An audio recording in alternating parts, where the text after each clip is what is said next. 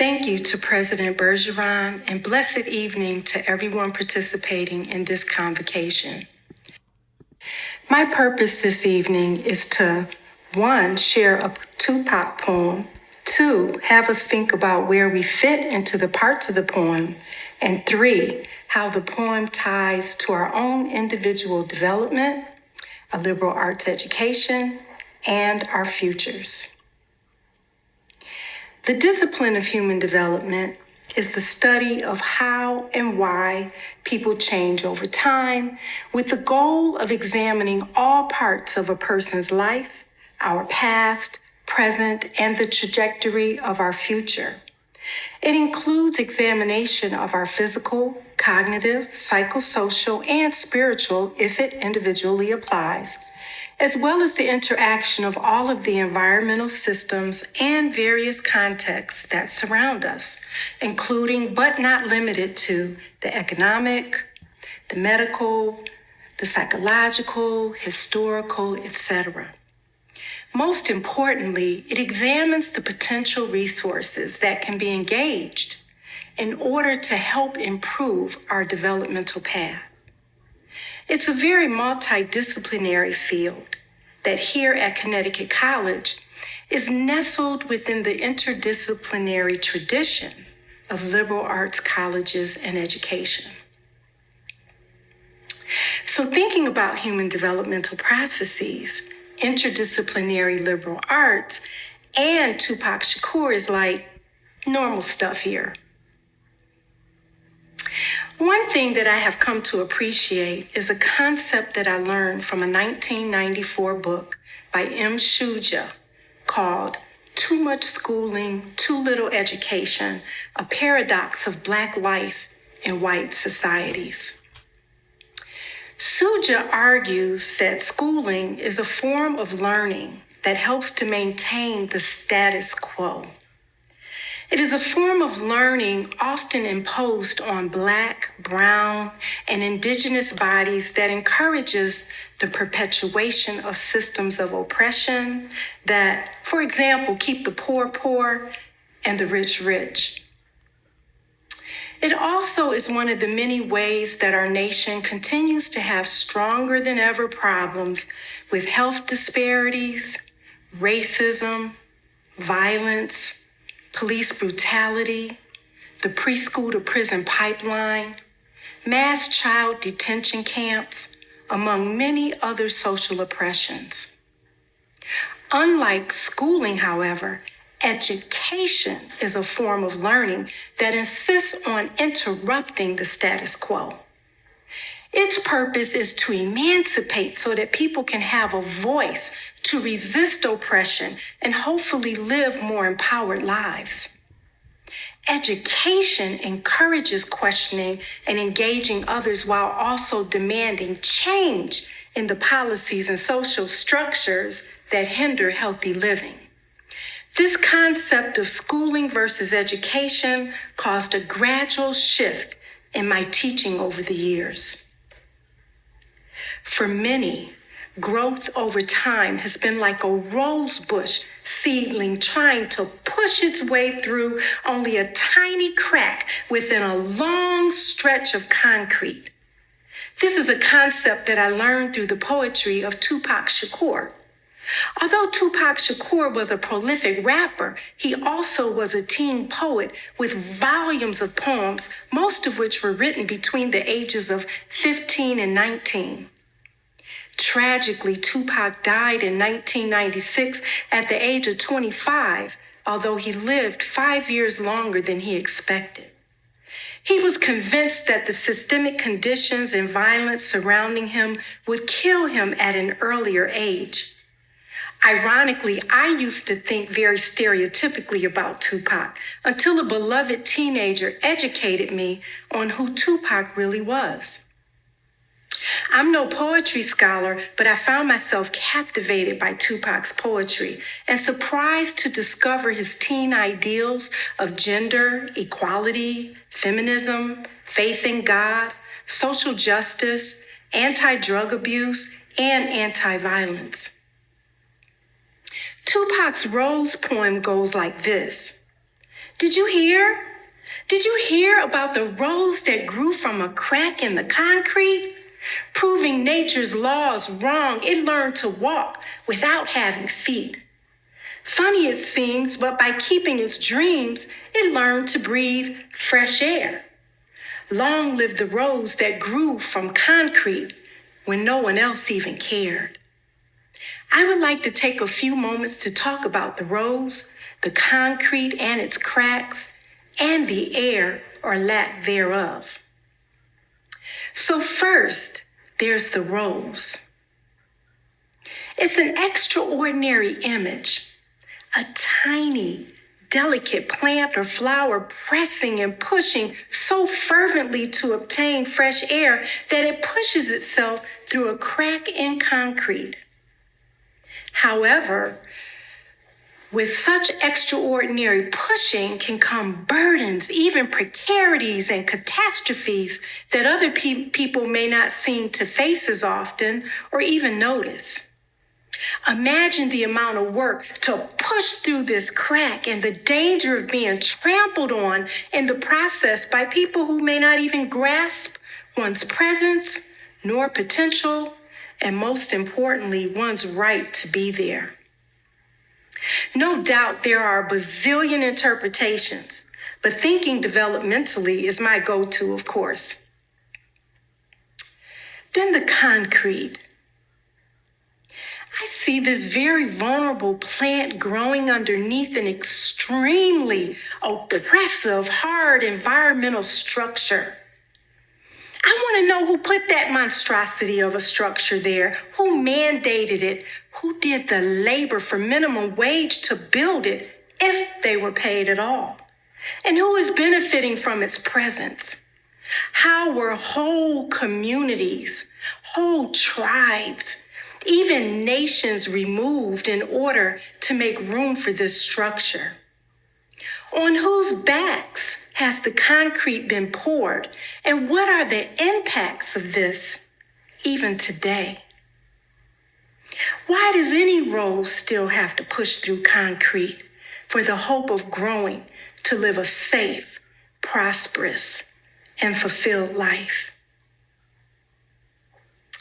Indigenous, Black, and brown bodies huddled and buried under concrete slabs of white supremacy, incessant footsteps walking over us, inhabiting our ability to move freely and to breathe. We still can't breathe. And who's still getting rich off of this? These are education as opposed to schooling questions. This is for what a liberal arts education aims, or it should if it doesn't.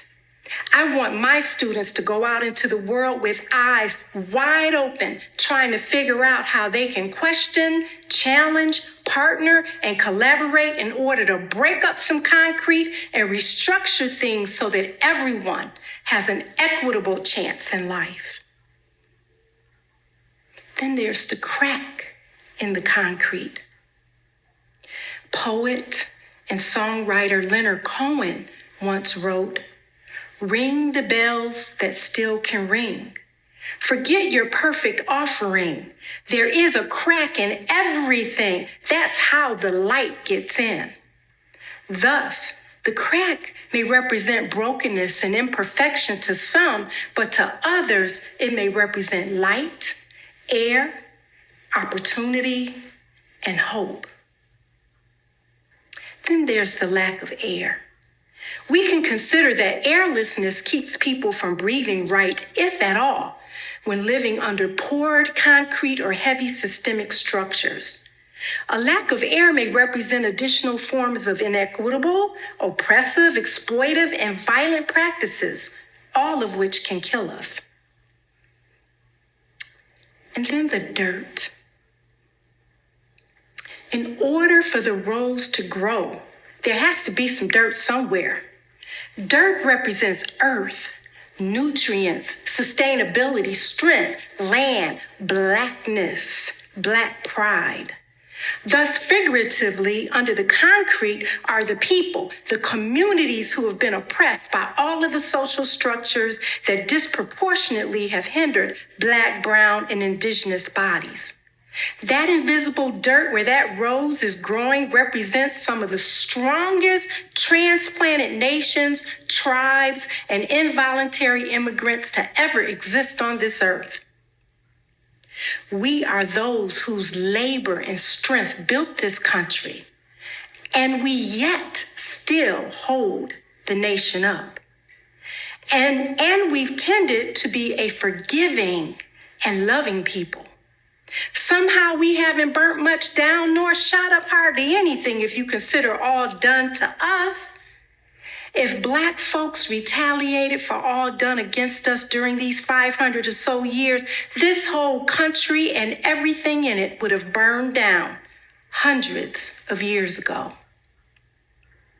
In this decade of Trayvon, Tamir, Sandra, George, Tony, Brianna, and incalculable numbers of slaughtering anyone who can't say that they would trade places with a young Black teen or adult right now is in no position to judge Black people or our allies as we try to cope and demand change. But getting back to the dirt. The dirt has concrete weighing on it, preventing it to breathe. Because of the nutrients, though, in the dirt, the constant inspirational pushing and sacrificings of the elders, the ancestors, the children, and the angels and God, even a rose seedling can manage to thrive where there is no air. This dirt is so rich and full of nutrients that America, as we know it, was built on it and has sustained itself on it. The nutrients in that dirt are what allow Black, brown, and indigenous people to make a way out of no way, and that same dirt also absorbs our tears. It's our creativity, our innovativeness, the richness of our cultures, our ancestral spirits and strength, our most often faith in God. It's our Negro spirituals and tribal chants, our community activists, our martyrs and allies. 4 precious little girls, many skittle-eating or park-playing teenagers, and adults just trying to be. The concrete is American oppression as a whole. The dirt are the people who gave their lives to build this country with their own bare hands. The roses are the nation's generations of children who've been and continue to be crushed in a multitude of ways. Above the concrete, not only does the rose want to breathe, it wants to breathe fresh air. Quiet as it's kept, the folks accustomed to walking powerfully on top of the concrete are breathing air, but often it's not the fresh air that Tupac envisioned. Instead, many are breathing religious bigotry, racism, misogyny, heterosexism, homophobia, transphobia, greed, white supremacy, internalized racism, etc., and often don't even know it. However, many also are getting educated, but others rather stay steeped in any toxicity that gives them the historical advantages to which they generationally have been accustomed. But eventually, toxicity will choke the life out of everyone. In an interview, Tupac further elaborated on the rose. He said, "You try to plant something in the concrete. If it grow and the rose petal got all kinds of scratches and marks, you're not gonna say, dang, look at all the scratches and marks on the rose that grew from concrete. No, you're gonna be like, dang, a rose grew from the concrete? Dang, he grew out of that? He came out of that? That's what you should say. All the trouble to survive and make good out of the dirty, nasty, unbelievable lifestyle that they gave us." That's what Tupac said. Tupac recognized that his conditions were not his or his community's fault, but rather the conditions were created and imposed upon him by the structural forces that still, almost 35 years after his poem, still haven't changed much.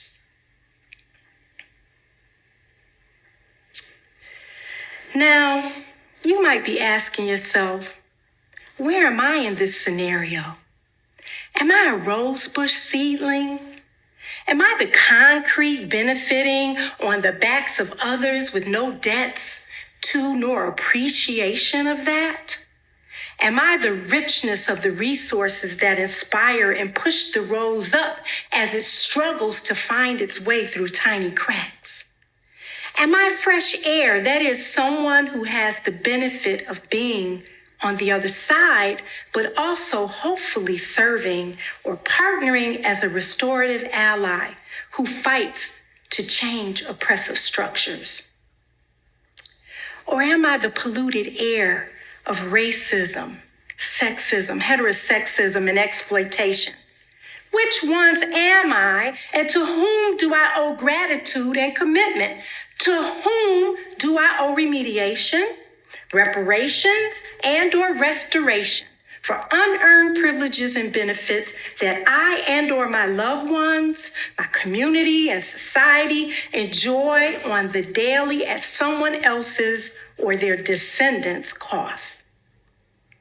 These are human developmental questions, as well as economics, education, biology, history, sociology, chemistry, psychology, and so many other disciplines questions. These are liberal arts education questions. These are educational as opposed to schooling questions.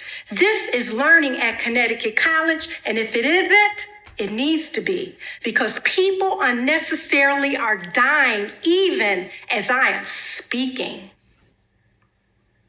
So in closing, in another interview, Tupac leaves us with this. He says, you see, you wouldn't ask why the rose that grew from the concrete had damaged petals. On the contrary, we would all celebrate its tenacity. We would all love its will to reach the sun. Well, we are the roses. This is the concrete, and these are my damaged petals. Don't ask me why. Thank God and ask me how, said Tupac. And herein lies developmental processes, some of the ideals of liberal arts education, Tupac, Trayvon, Breonna, and be it good or bad, each and every one of us. Thank you.